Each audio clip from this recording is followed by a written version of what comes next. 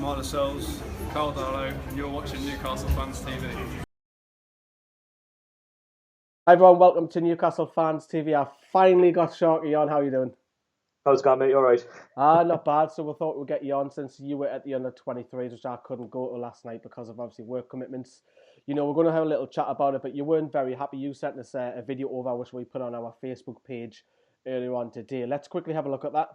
There's going to be a lot of restructuring happening over the course of the summer. You know, there's only a couple of them staying on. The rest of them will probably all leave, and we'll just have to wait and see. Peter Beardsley's situation, obviously, we don't know what's happening there.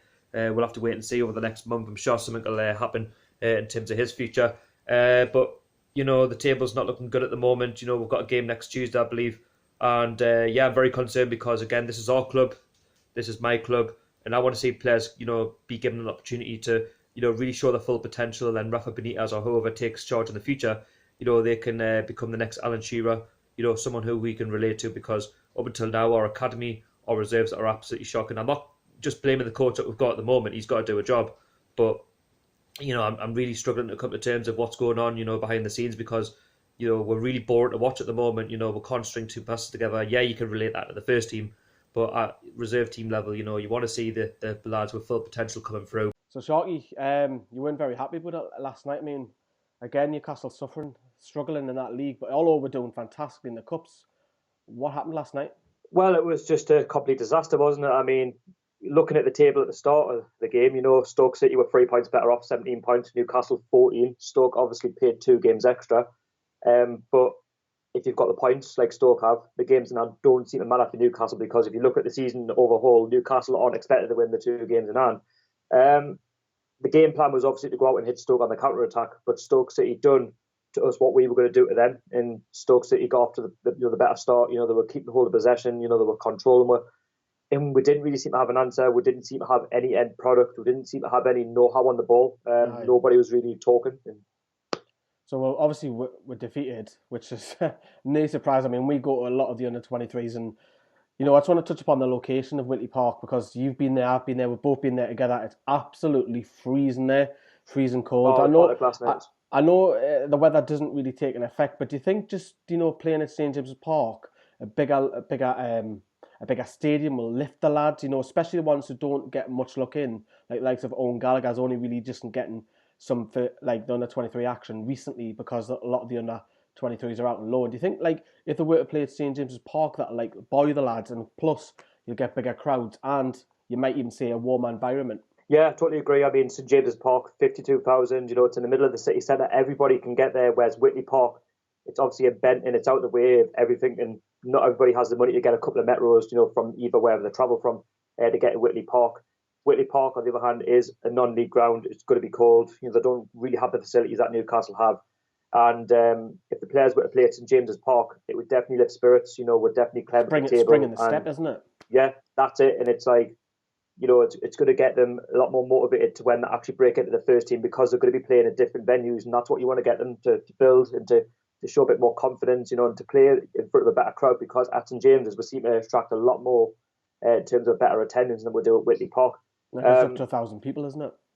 Yeah, and the pitch is better as well. And you look at the overall playing service. I don't think the playing service at Whitley Park is amazing, because, again, they obviously have a local team playing there, but it's St James's Park. You've got the ground staff. You know, they always make sure that it's good on not only a match day, but in terms of the reserves, anything that's connected to Newcastle United.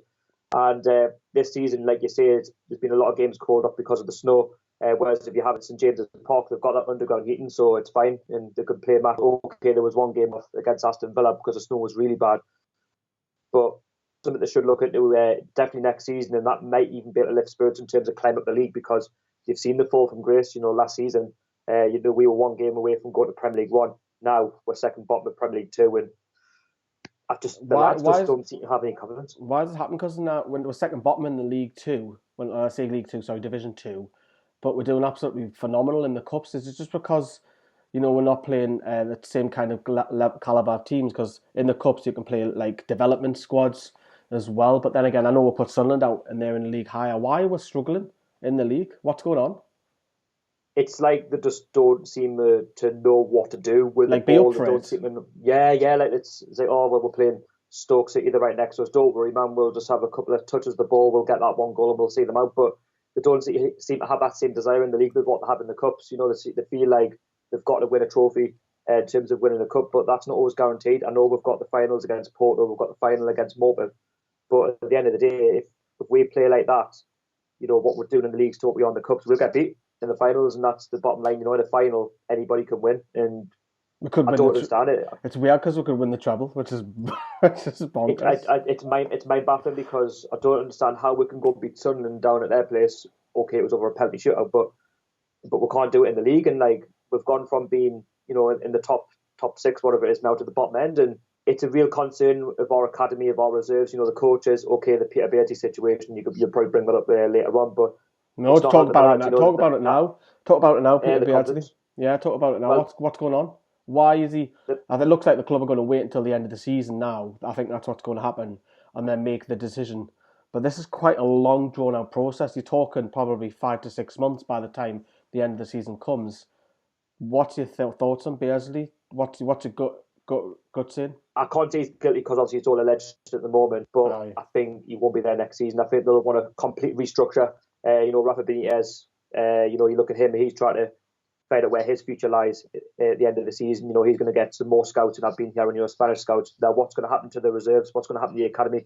There's going to be a massive overhaul. I think this is going to be the biggest summer in Newcastle United's history, I think. All that list that the Chronicle have put out as well. I know it's reports, it's not official yet, but that's quite a big chunk of the under 23s. It's just the fact is they're not good enough, are they? No, that's right, because you know, you look over the course of the season, you know, the league doesn't lie. You know, we're only on 14 points, and you've got West Brom, you know, bottom on 9 points, and that says a lot, really. There's only a 5-point, you know, gap between them both, and I don't understand. I can't quite put my finger on why they're playing so bad. And you think, even if they do play at Whitley Park, why can't they just put in 100%? You know, win a couple of games and they'll be fine. Why don't they seem to have that understanding, you know, in the league and what they do in the cups? And I could completely understand if, you know, they lost last night, but they were like middle of the table and Stoke had something to play for, which they have anyway, to try and clear the league. Yesterday, there didn't seem to be any real urgency, and you know, the coach, I don't know his name, who's taken over from Peter Beattie, but he didn't seem to show enough on the technical area, didn't shout enough. I mean, don't get us wrong, he's there to pick up the pieces. You know, he's doing a job maybe until the end of the season.